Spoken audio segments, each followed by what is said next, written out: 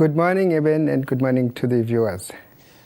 Just take us back to this fateful day in 1977. The 19th October 1977 was one of those days, dark days, true to the brutality of the apartheid government which was ruling South Africa at the time. That's the day when the government woke up, banned political organizations, clamped down on the media, shutting down media houses, journalists were arrested, activists were arrested, and today, 36 years after that day, we have reason to celebrate. And it is against that background that today, as the Media Development and Diversity Agency, in partnership with Parliament, SABC, GCIS, and other stakeholders, we are reflecting and saying 19 years to our democracy is there reason to celebrate. Now, there's a whole host of celebrations and festivities going along with the seminar today in Parliament. Can you give us an idea as to how proceedings will be carried out today? Today we convening as the media, as stakeholders, government, parliament, and reflecting 19 years into our democracy, commemorating 36 years of the Black Wednesday, as it had to be called, which is in actual fact tomorrow, but we're also celebrating 10 years of the MDDA, 10 years of South Africa's commitment to media development and diversity. So we're going to be having ICASA, we're going to be having the Press Ombudsman, we're going to be having the Parliamentary Committee Chair, Honorable Eric Kolwane, reflecting, and then thereafter we're going to have a discussion with the industry players from the industry associations, and in the afternoon we're going to zoom and focus on the transformation of print media. And researchers who have done some research on the topic are going to present their draft findings for engagement with the stakeholders in order for them to work towards finalizing the report. Now, Mr. Mtimde, in modern day or in today's South Africa, you can't really talk about media freedom without anyone alluding to the, let's call it the information bill for that matter. It has caused concern in media circles around South Africa. Is there a concern? I think we possibly have walked the path to a point where now the vast majority of South Africans understand the Protection of State Information Bill, which is not necessarily aimed at, it's not aimed at the media. It is a bill aimed at protecting state information. There is no reason to be concerned in terms of the draft bill or the bill as it stands now, because I think it has incorporated a whole range of inputs from civil society, from the media, from the whole process that has been a consultative process.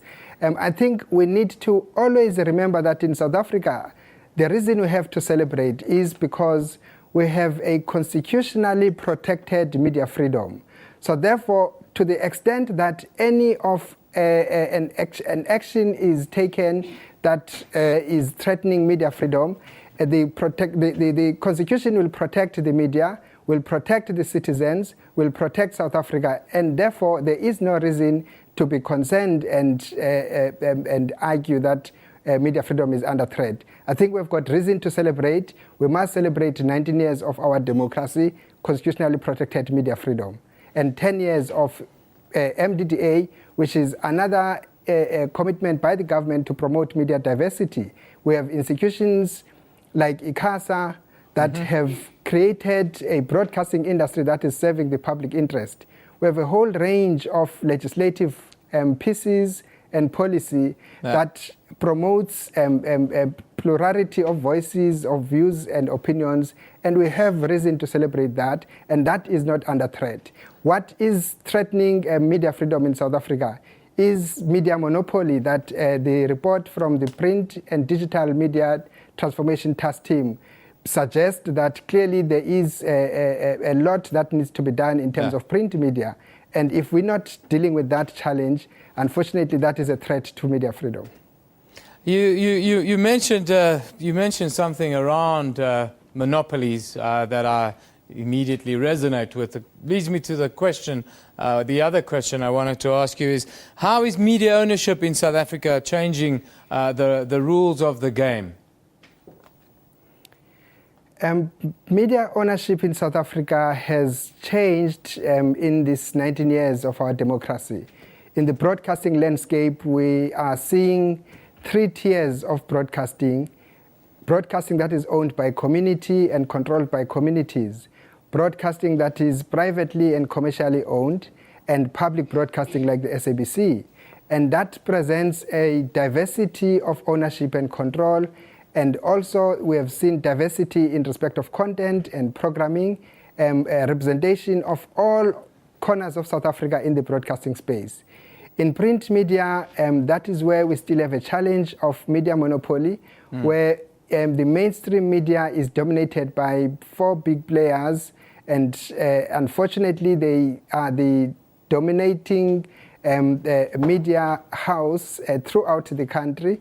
And whereas we do have community and small commercial print media, the value chain of print media is not yet enabling diversity of media, because they not dominating only in publishing, they dominate in printing, in distribution, in the ABC certificate that is required for one to access advertising, which is key to sustaining media. And we need to look into the entire value chain and see what needs to be done. Is ABC reflective of the kind of transformational agenda that needs to take place in order for it as a professional body to operate within the objectives of our democracy? Finally, Mr. Mtimde, I wanted to ask you to just explain to us your role as the MDDA. What role are you playing in the landscape? The MDDA is established to encourage, support, and promote media diversity. And it has, in its 10 years, done quite significant work, ranging from supporting more than 546 projects throughout the country with little resources, training, skilling a whole lot of South Africans, young and old, that we see today in the media industry, be it in public media or commercial media or even in community media. And we have seen MDDA producing the kind of research work that is a reference to anyone who wants to know about media in South Africa. And also, it has advocated for media that is free and access to media by all citizens in languages that citizens speak. And citizens should therefore have a choice as to what media they want to consume in what language. And that's the role that the MDDA has played in these 10 years, and we need to make sure that we strengthen the MDDA so that it can do more. Thank you for joining us today, Mr. Lumko Mtimde. All the best with the seminar that you'll be having in Parliament today. I hope all goes well there. That is the CEO of the Media Development and Diversity Agency, Mr. Lumko Mtimde, coming to us live from Cape Town this morning, giving us a little